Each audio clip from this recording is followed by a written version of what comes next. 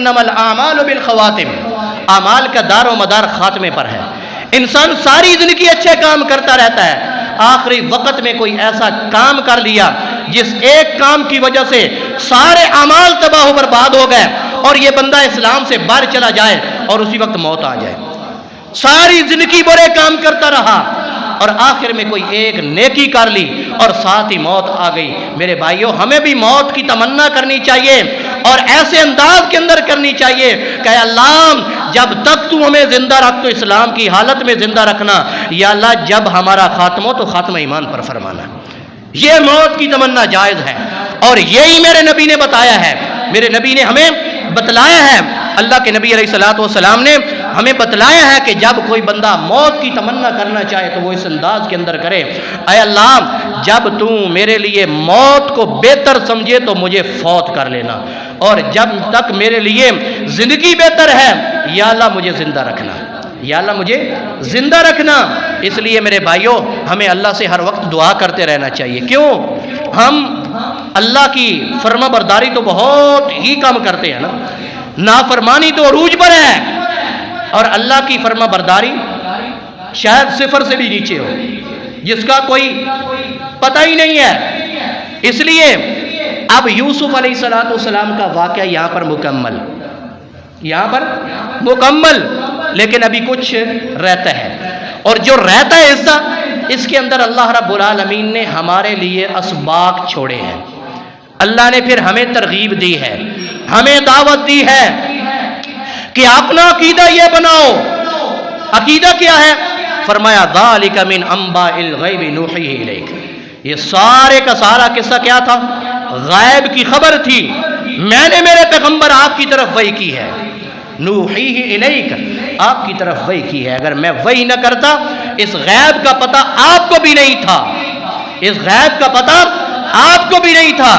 جس طرح کہ بیٹا کنویں کے اندر ہے، چند میل کے فاصلوں پر ہے، لیکن یعقوب کو بیٹے کا پتہ نہیں ہے، یہاں اس واقعے کا پتہ پیغمبر کو نہیں ہے، اللہ نے وحی کی، اللہ نے بتلا دیا۔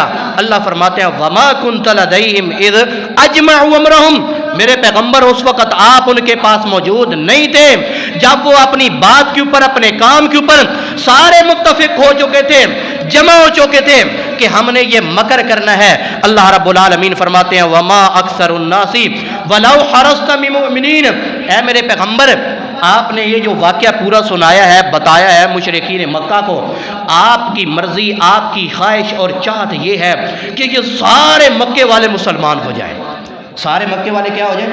مسلمان ہو جائیں، کیونکہ نبی تو آتا ہی لوگوں کو مومن بنانے کے لیے، مسلمان بنانے کے لیے، تو آپ کو پریشان ہونے کی ضرورت نہیں ہے۔ آپ یہ واقعہ سنا کے یہ نہ سمجھے کہ یہ لوگ مسلمان نہیں، اب کیا ہوگا؟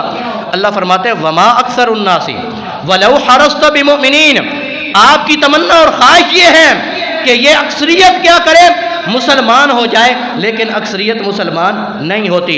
اللہ نے یہاں ایک اور قانون کی طرف اشارہ کیا ہے، لوگوں غور کرنا، توجہ کرنا، اکثریت کا قانون بنایا ہوا اللہ اور اس کے رسول کے خلاف، قانون کے خلاف ہو، وہ قانون بنایا نہیں جا سکتا، اس پر ایمان نہیں رکھا جا سکتا۔ آج حکومت کہتی ہے نا اکثریت نے یہ بل پاس کیا ہے، اکثریت نے یہ بل پاس کیا، اس اکثریت کی کیا ویلیو ہے؟ کیا قدر و قیمت ہے؟ قدر و قیمت اور ویلیو اللہ اور اس کے رسول کے فیصلے کی ہے، اکثریت کے فیصلے کی نہیں ہے۔ اگر اللہ اور اس کے رسول کے فیصلے کے خلاف ہے یہ فیصلہ جو اکثریت نے بنایا ہے، اس کو رد کیا جائے گا۔ اللہ اور اس کے رسول کے فیصلے کے مطابق ہے یہ فیصلہ، اس کو قبول کیا جائے گا۔ اور یہی اللہ رب العالمین ہمیں بتا رہے ہیں کہ اے امت کے لوگوں، آپ بھی غور و فکر کرو۔ آج یوم کشمیر منایا جا رہا ہے، ریلیاں نکالی جا رہی ہیں، احتجاج کیا جا رہا ہے، کیوں؟ کشمیر آزاد ہو جائے۔ ہو جائے گا آزاد؟ سوال ہی نہیں پیدا ہوتا، قیامت تک لگے رہیں، روزانہ ریلیاں نکال لیں، کشمیر آزاد نہیں ہو سکتا۔ اور وہ ایک طریقہ ہے جس سے آزاد ہو سکتا ہے، وہ ہمیں اسلام نے بتایا ہے، اور وہ کیا ہے؟ الجہاد فی سبیل اللہ، جہاد کے لیے آج اعلان کرو، اور اگلے دن یہ گائے کا پیشاب پینے والے کشمیر سے نہ نکلے تو میرا نام بدل دینا، یا مجھے جو مرضی سزا دے دینا. نکالو مجاہدین کو، کرو اعلان. اور ان کو ایک بڑی مصیبت یہ بھی ہے نا، یہ اعلان کر بھی نہیں سکتے، کریں گے بھی نہیں. ان کو پتہ ہے کہ جب اعلان کیا جائے گا تو میدان میں نکلیں گے پھر داڑھیوں والے، یہ کلین شیو نہیں نکلیں گے. جن کے بعد بڑی بڑی ڈگری ہیں، اسمبلیوں میں بیٹھے ہوئے ہیں، نہیں نکلیں گے. یہ مولویوں پہ فتوے لگائیں گے لیکن میدان جہاد میں نہیں نکلیں گے. کیوں؟ ڈر ہے دل کے اندر کہیں مر نہ جائیں، ہماری دولت نہ ختم ہو جائے، ہماری کرسی نہ چلی جائے، ہماری وزارت نہ چلی جائے. ہم کہتے ہیں کہ لوگوں، ہمیں صرف ایک چیز کی ضرورت ہے کہ اللہ ہمیں موت دے تو اسلام کے اوپر، اے اللہ ہمیں زندہ رکھ تو اسلام کے اوپر. اس سے بڑی کیا سعادت ہو سکتی ہے کہ بندہ اللہ کے راستے میں مسلمانوں کے دفاع میں شہید ہو جائے. ذرا اعلان کر کے تو دیکھو، تجربہ کر لو. یہ مدارس والے سارے نکلیں گے، چاہے دیوبندی ہیں، بریلوی ہیں، اہل حدیث، سارے نکلیں گے. لیکن یہ اسمبلیوں والے اندر بلیوں کی طرح بن کے بیٹھ جائیں گے، چھپ جائیں گے. تو میرے بھائیوں، اللہ رب العالمین نے اس کا حل بتایا ہے. ریلیوں سے کام، احتجاجوں سے کام نہیں چلے گا. عملی قدم دکھاؤ. میرے نبی نے جہاں بھی کوئی کام کیا ہے عمل کیا ہے. صحابہ کے جتھوں کو بھیجا ہے، گروہوں کو بھیجا ہے، جماعتوں کو بھیجا ہے.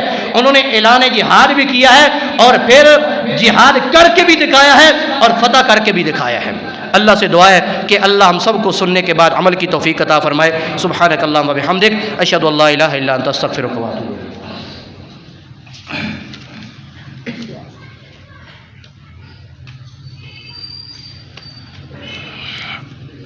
الحمد للہ ان الحمد للہ نحمده ونستعینه ونستغفره ونعوذ باللہ من شرور انفسنا ومن سیئات اعمالنا من يهد الله فلا مضل له ومن يضلل فلا هادي له ونشهد ان لا اله الا الله وحده لا شريك له ونشهد ان محمدا عبده ورسوله. ان الله وملائكته يصلون على النبي يا ايها الذين امنوا صلوا عليه وسلموا تسليما. اللهم صل على محمد وعلى ال محمد كما صليت على ابراهيم وعلى ال ابراهيم انك حميد مجيد. اللهم بارك على محمد وعلى آل محمد كما باركت على ابراہیم وعلى آل ابراہیم انك حمید مجید. ایک تو سب سے پہلے میں یہ بتانا چاہتا ہوں آپ کو، جس طرح کہ پچھلے جمعے میں واقع ہوا ہے، لاؤڈ سپیکر اچانک دوران نماز بند ہو گیا. تو جب کہیں بھی ہوں آپ، یہ ضروری نہیں یہاں کہیں بھی ہوں آپ، ایسا مسئلہ دوران نماز پیدا ہو جائے جب عوام زیادہ ہو، کیونکہ اوپر خواتین ہوتی ہیں، اس اوپر بھی مرد حضرات ہوتے ہیں، تو جب ایسا مسئلہ ہو تو پھر کم از کم پیچھے 2-4 بھائیوں کو مکبر بن جانا چاہیے. ان کو تکبیر کہنی چاہیے کہ جب امام کہے گا اللہ اکبر، ان کو بھی بلند آواز سے اللہ اکبر کہنی چاہیے تاکہ اوپر والوں تک آواز پہنچ جائے. جب امام کہے سمع اللہ لمن حمدہ، وہ کہے ربنا ولک الحمد. تو یہ پوری اس طرح جو ہے نماز ہو جانی چاہیے. اور یہ مسئلہ بھی ایسے ہی ہے، مکبر پیچھے ہونا چاہیے اور اس کو بلند آواز سے کم از کم جو بھائی باہر کھڑے ہوتے ہیں وہاں پر ان کو یہ ضرور کرنا چاہیے، کیونکہ اندر والوں تک تو انشاءاللہ میری آواز کافی ہے، پہنچ جائے گی، اوپر نہیں پہنچ سکتی. جب وہ کہیں گے ان کی آواز اوپر جائے گی اور پھر اوپر بھی کوئی بھائی جو ہے، جتنے بھائی وہاں بیٹھے ہیں وہ بھی سن رہے ہیں، وہ بھی تکبیر کہیں تاکہ دوسروں تک یہ آواز پہنچ جائے. نمبر 1. نمبر 2، یہ ایک خواتین کے لیے پروگرام ہے جس میں نگہت ہاشمی صاحبہ حافظہ اللہ وہ خطاب کریں گی. یہ تاریخ 6 فروری 2021، 4 بجے سے لے کر 5:30 بجے تک سمن آباد کالج جو ہے وہاں پر. تو اس میں اپنی خواتین، بچیوں، بیٹیوں اور بہنوں کو اور اپنی زوجات کو بھیجیں تاکہ وہ اپنی زندگی کے اندر اسلام کو لائیں، ان کو پتہ چلے کہ اسلام ہے کیا. کیونکہ عورت کو جس طرح سمجھا سکتی ہے اس طرح مسجد میں مسائل کھول کر بیان نہیں کیے جا سکتے. اگر کریں گے تو آپ نے ڈانگیں اٹھا لینی ہے کہ مولوی صاحب سٹیج پہ یہ آپ نے کون سا کام شروع کر دیا ہے. کیونکہ عورتوں کے مسئلے بڑے مسائل ہیں اور وہ عورت ہی پھر ان کو سمجھا سکتی ہے. تو اس لیے آپ اپنی خواتین کو اس پروگرام کے اندر لازمی بھیجیں. اور دوسرا، مسجد کا جو گیس کا بل ہے وہ 11,430 روپے آیا ہے. تو اس سلسلے میں جو ہے آپ خصوصی مسجد کے ساتھ تعاون کر کے جانا، کیونکہ انسان کا یہی صدقہ جاریہ ہوتا ہے جو انسان اللہ کے راستے میں خرچ کرتا ہے، اور یہی اللہ رب العالمین قبول فرماتے ہیں. جتنے بھائی ہمارے بیمار ہیں ان سب کے لیے دعا فرمائے کہ اللہ ان سب کو صحت کاملہ عاجلہ عطا فرمائے، اللہ انہیں شفا و تندرستی عطا فرمائے، اللہ رب العالمین ان کو بیماریوں سے نجات عطا فرمائے. جتنے بھائی فوت ہو چکے ہیں اللہ سے دعا کریں کہ اللہ رب العالمین ان ان کو معاف فرمائے، اللہ رب العالمین ان سے درگزر فرمائے، انہیں عذاب قبر سے بچائے، انہیں عذاب جہنم سے بچائے، انہیں جنت الفردوس کے اندر اعلیٰ مقام عطا فرمائے۔ اللہ جتنے ہمارے بھائی اپنے کاروبار کے حوالے سے پریشان ہیں، یا اللہ ان کی پریشانیوں کو دور فرما، کاروبار کے اندر برکت عطا فرما، وسعت عطا فرما، شیاطین کی طرف سے جو بندشیں ہیں یا اللہ اس کو دور فرما۔ اے اللہ جب تک تو ہمیں زندہ رکھ تو اسلام کی حالت میں زندہ رکھنا، یا اللہ جب ہمارا خاتمہ ہو تو خاتمہ ایمان پر فرمانا، یا اللہ ہم سب کو عذاب قبر سے بچانا، یا اللہ ہم سب کو عذاب جہنم سے بچانا، یا اللہ ہم سب کو جنت الفردوس کے اندر اعلیٰ مقام عطا فرمانا، یا اللہ ہم سب کو نبی پاک صلی اللہ علیہ وسلم کے ہاتھوں سے حوض کوثر کا پانی نصیب فرمانا، یا اللہ ہم سب کو نبی پاک صلی اللہ علیہ وسلم کی شفاعت نصیب فرمانا، یا اللہ ہم سب کو نبی پاک صلی اللہ علیہ وسلم کا جنت کے اندر سعادت نصیب فرمانا۔ ان اللہ یامر بالعدل والاحسان وایتاء ذی القربی